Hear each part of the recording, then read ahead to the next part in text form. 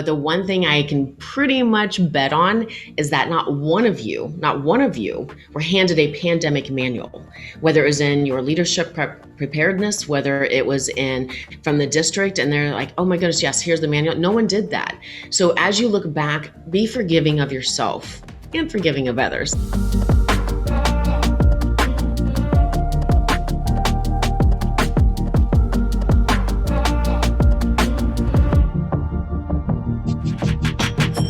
Welcome back, everybody, to this edition of Leading Through Unprecedented Times. I'm Tom Murray, your host, and I am so excited to introduce you to my very good friend, the one and only LaVonna Roth. LaVonna, thank you so much for joining this Future Ready podcast. How you doing, my friend? How are things? I am doing great, Tom. So good to see you. And I cannot wait to give you an actual hug when we're allowed. Absolutely. This darn pandemic, but we will be able to do that, I hope, sooner rather than later. And listen, this podcast is, we've got so many principals, superintendents, district level leaders that are listening. And I am so excited to bring your brilliance to them today. You know, I've always said that I really believe in the work that you do, and I feel like it's the right work, the heart work, the SEL side, the brain science, bringing it all together. And let's say that I believe your work it's always been important, but it's never been more important than it is right now. So thank you for investing the time. Your message is so important. So let's dive into that. You know, LaVonna, you do so much around SEL, and a lot of times we think about SEL for our students, and we go right there. Of course, they're our priority, they're our why we do that. But talk to us, if you would, because I know when you get to work with school and district leaders all across the country, you also focus on SEL for leaders. So talk to our superintendents, our principals, kind of about their role. They're constantly on the go. They go until they've got nothing left. What's this? Help them wrap their heads around SEL and leaders themselves. Oh, Tom, I think this is way beyond time to be discussing this. You know, there's so much that we've focused on with students, yet we forget about sometimes the adults in the building, and sometimes especially even those in central office, those that are administrators in the school building. And, you know, I live with an administrator. Well, he did just retire, but I lived with a school principal for years and years now. So I see the impact of what happens. And the one thing that I do know is that every experience that we go through, everything that we've experienced in our past, whether it's childhood, whether it's even adulthood, that impacts, we bring that with us, the good, the bad, the ugly. So when we talk about leaders who are also bringing that to the table for themselves, but now they're shouldering that of parents, that of children, that of the adults in their school building, all of that begins to really take harness. So one of the things is we like to do is step back and find the importance of looking at the individual first.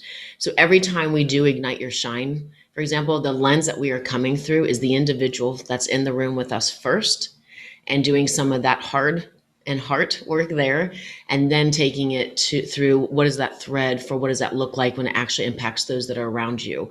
And it's easy to do. You know, we use the SHINE framework, so it's easy to get through that. But the importance of that is that as humans, you can only do so much. You can only give so much. And if you aren't taking that time to be able to work through yourself, then it ends up impacting every decision, everything that happens. So a lot of times we are our greatest barrier. So let me ask you this, as you just referenced the SHINE framework, something that I know that you've developed, something that you're working with so many folks around the country with. Walk us through that a little bit for people that might not be familiar. Gladly. So originally, Tom, I don't know if you know this, but the word was not originally SHINE, it was SMART. And I felt super stupid as all the way into adulthood. You know, elementary I did great. Middle school grades started to decline. By the time I got in high school, if I showed you my report card, you'd see D's and F's. I was put on probation to get kicked out of college my first semester, and I felt super stupid. I thought I'm just dumb. This is how I am, and I had labeled myself that. And it was out of desperation that I thought, how do I do something at least my last semester? And when I pulled the university catalog, you could take sign language. And it was something I'd always wanted to do because I hated the barrier of not being able to communicate with somebody just because they couldn't hear our language. And that is actually what turned things around for me. In order to take sign language, you actually had to go into the field of education. And my GPA did a complete like a complete flip. And looking at all of it, I thought, wow, like this is where my passion is, my excitement. And I called it smart. But then I had somebody who said to me, LaVonna, you will never change the definition of smart in education. And part of my personality went, watch me, right? But then the other side, that lack of confidence said, yeah, well, what if they're right? And I'm thankful to that person because it did become the word shine. And this was after years of doing brain research, brain science, and looking at how do we engage instruction and actually get learning in the classroom, that it hit me. We have to back up and look at how we shine. And so S is all about self. What are your strengths, gifts, skills, and talents? So many times as humans, and especially even leaders, we focus on everything we did wrong, everything we can't do, and we have this specific lens about ourselves that may not actually be true. It most likely is not true. So S, when we talk about self, strengths, gifts, skills, talents, mindset, self-care, all the goodness. That's a big one. We get to H is heart, and heart is all about passion. Like, what do you want to do? You get one life. Like, what excites you? What do you love about education? What do you love outside of education? And we begin to explore all of that. And then it's the two together that's actually the power package.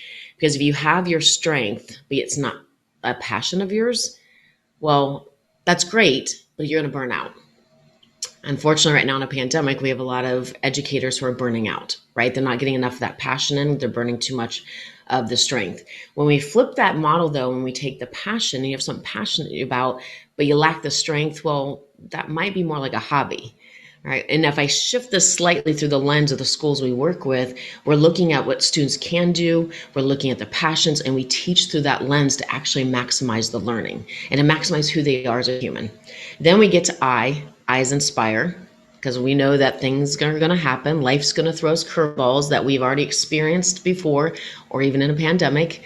How do we stay inspired and how do we inspire others? And that really affects the culture within the like school building or the central office, or we work with corporations too.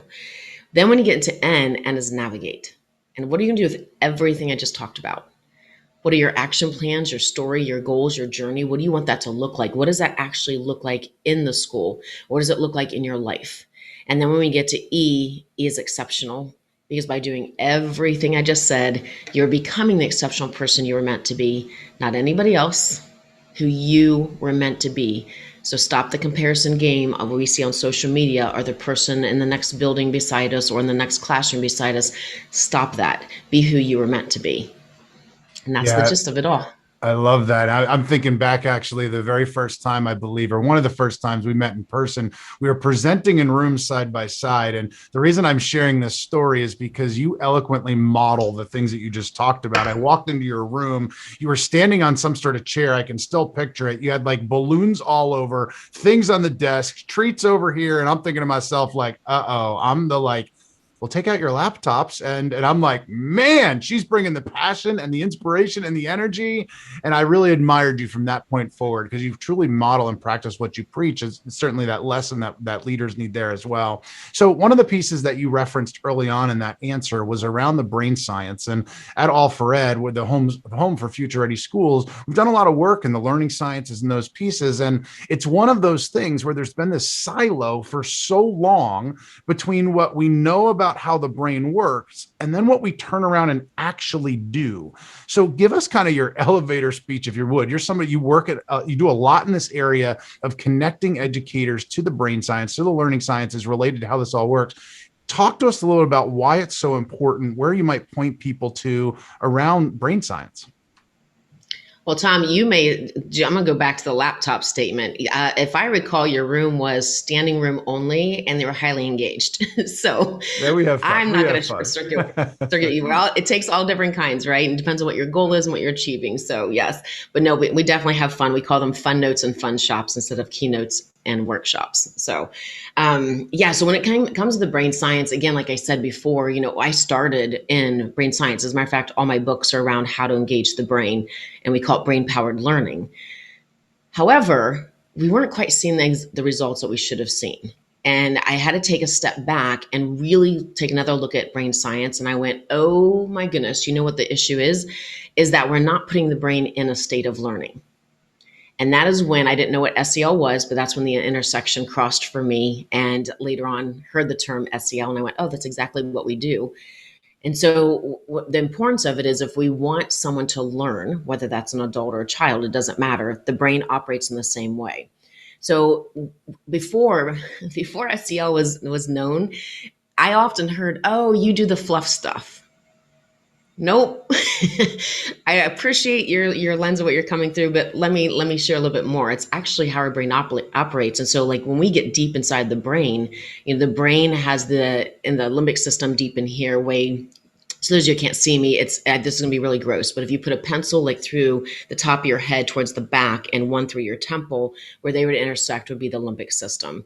And in there we have two organs that I'll just briefly touch on, and it's under one name. It's the amygdala, right? So with the amygdala, when those are heightened and they are always on alert, like they care about one thing and one thing only, is that how do we survive? So it could be a physical threat, it could be a facial threat, like me making a face like I'm mad at you, that's perceived as the same threat. So the amygdala goes on alert, and the moment those go on alert, you cannot learn. So when I look at a lot of the circumstances of what happens within a school building, sometimes intentional, sometimes totally not known, when we look at that, we actually hinder learning. And so that's when I stepped back and started Ignite Your Shine, and looking at how do you ignite your shine and work through some of those things, while at the same time looking at brain science through the lens of engaging instruction.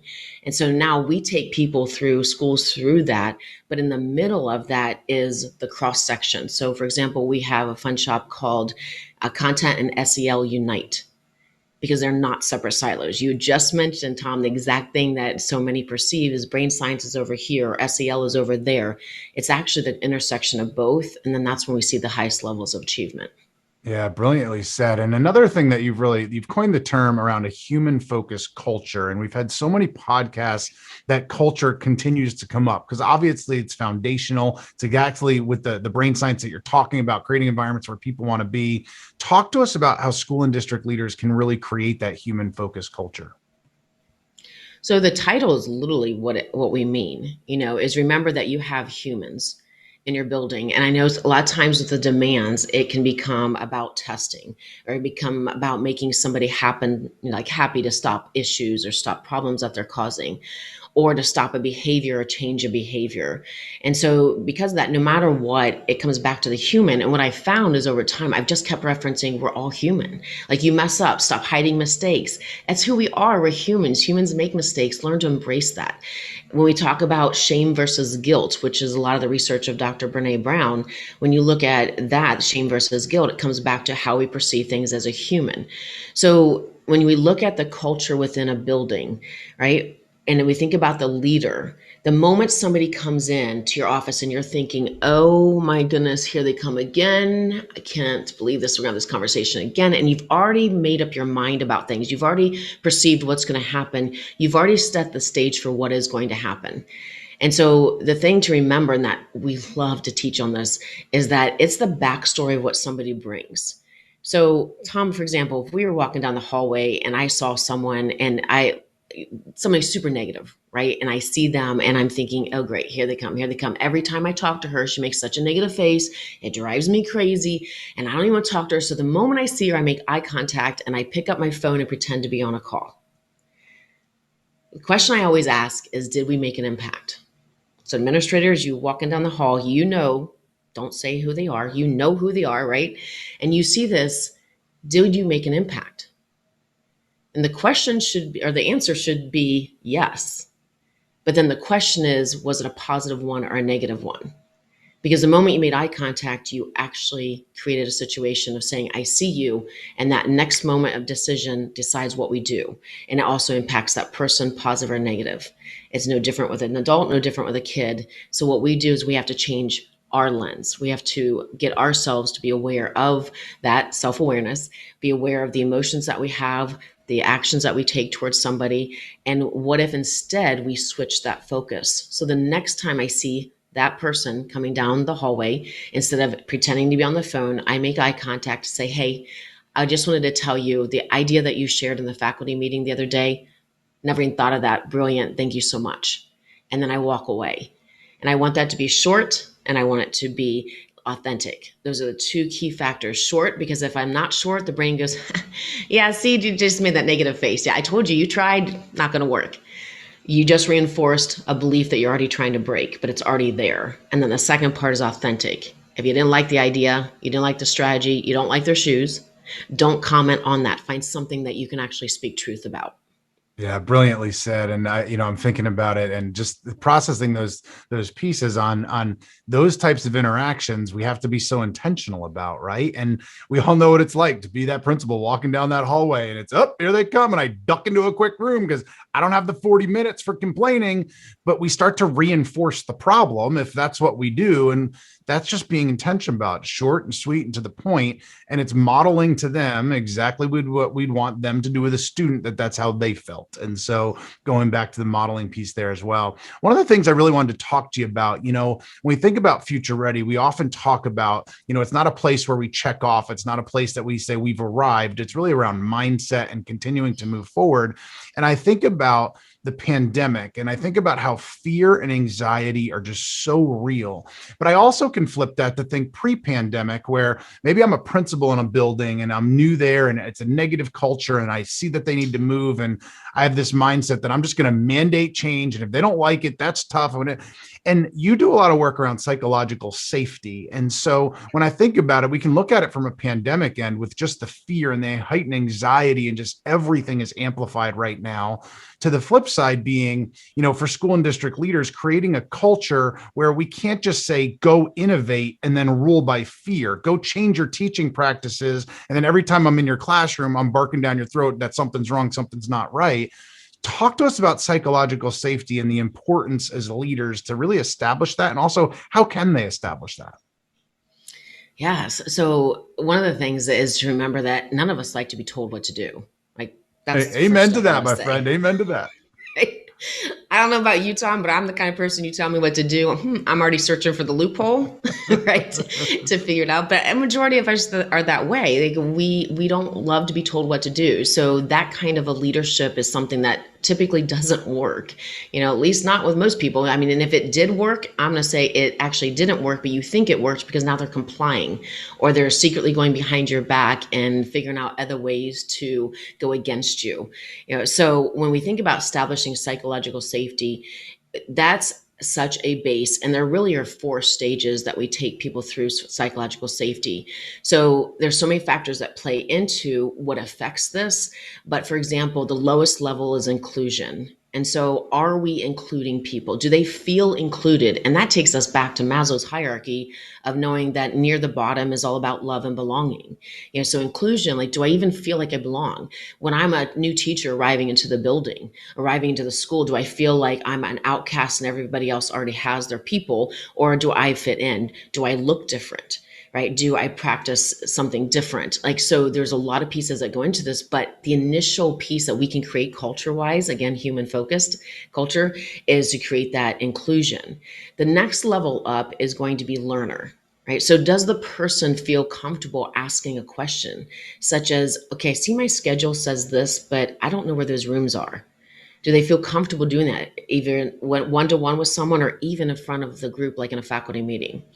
Then we take it to another level. And the third level is going to be contributor, right? Do they feel comfortable contributing to the conversation? Are they okay in a faculty meeting or in a committee or in front of a smaller group, their team, for example, and raising their hand and saying, hey, I love where we're going with this. And so I also think what would be cool to consider is XYZ. So now they're contributing to the group, right? So there's a psychological safety at that level to be able to do that. The highest level, though, is challenger. And this is what just lights me up when I see this happen.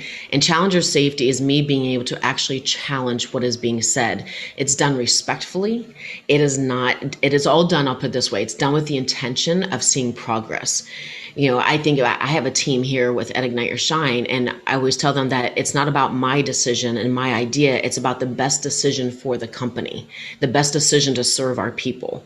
And so I think the same thing in a school. And when somebody is that challenger level, they are willing to say, I hear what you're saying, but I don't agree because of, and that's an example of what they could say. And so when we get through all 4 levels, obviously the highest level is where we're seeing the greatest success, and we will see momentum. We will see a culture of people who feel safe to come together. They belong. And you want to talk about reducing attrition? Whew, right there is one big key. Yeah, well said. And it doesn't matter if we're talking about the same thing for students in a classroom, for teachers in a building, or for an admin team with a superintendent, right? It's really the same level there, and just so vital. And especially at a time where the pandemic has heightened emotions, understandably so, heightened everything in that regard, really amplified. What an important piece there. So one more piece I want to ask you a little bit about. The title of this podcast is on leading through unprecedented times. And let's face it, it's been said, how many millions of times about our school and district leaders facing adversity each and every day. Talk to us about how they can be resilient, how they can continue to face adversity because it's a challenge. Like, we started with talking about SEL for them because they're getting battered left and right. I mean, we look back 13 months ago and, everybody was worshiping educators that first couple of weeks home, like standing ovations coming in the fall, right? But then the tides turned pretty quickly when places didn't start to reopen, and then everybody's got an opinion, and so they continue to face adversity even 13 months into this pandemic here. Give us some feedback, some thoughts around how they can continue to develop that resiliency that they need to lead. Yes, so it's a big challenge, and you've got the pool of what district requires you to do, such as access on your cell phone by, AirPods, like I'm just going to throw it all out there, by any device you can ever think of or even imagine. There's a way that they can contact you. And so I think about it, you have to draw a line in the sand. Like, I think that just needs to be, and I'm starting to hear some districts do this, and I applaud them immensely, such as not sending the email after 6 o'clock at night, things like that. But you personally have to draw a line in the sand. We've heard so much about self-care. And one of the biggest things that I love the idea that we're talking about self-care, but that's not actually the issue. And some people may have been saying, okay, self-care, self-care. I know the actual issue is, are you doing it? Right. So if you draw a line in the sand and you're saying these are my boundaries, because we all know we're in a profession that there's never being done, right? It's never finished. There's always one more thing to do, parent call to have, strategy to think about, committee to create, meeting to attend.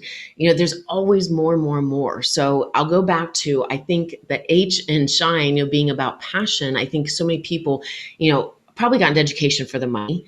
Okay, totally kidding.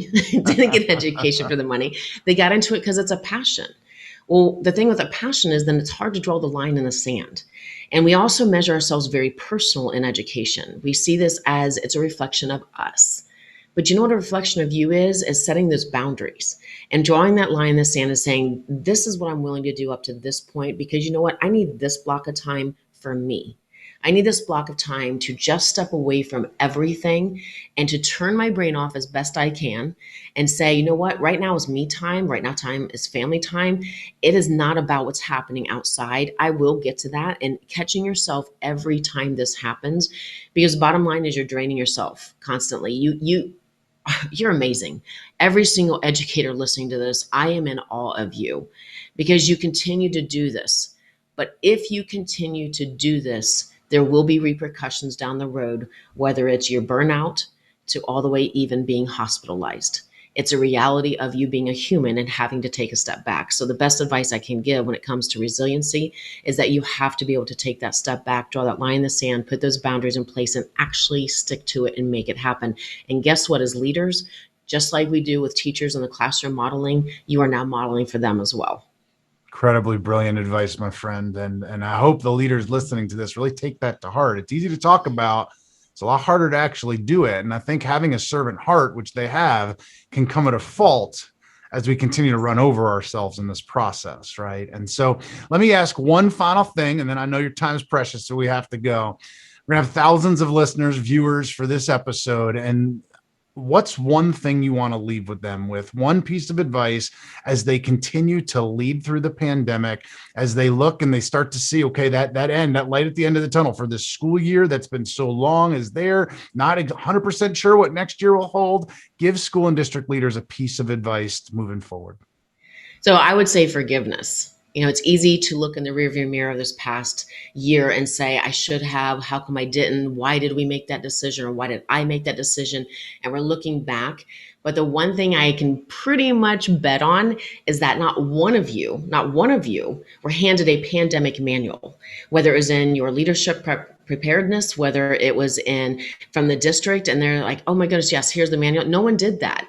So as you look back, be forgiving of yourself and forgiving of others, but definitely be forgiving of yourself, because the decisions that you made are the best decisions that you could make in the moment without any guidance. And remember, you also during this time have been in a state of stress yourself, in a state of fear, and cortisol going through your entire body. So you're all in this boat together. We say that, but that truly, I mean that. And I just want to thank you from the bottom of my heart for everything that you've done for kids, for families, for teachers, for everybody, because you're making that happen. Thank you. That's LaVonna Roth, everybody. LaVonna, thank you so much for investing the time. My pleasure, Tom. Thank you. And thank you for all that you do, including this podcast.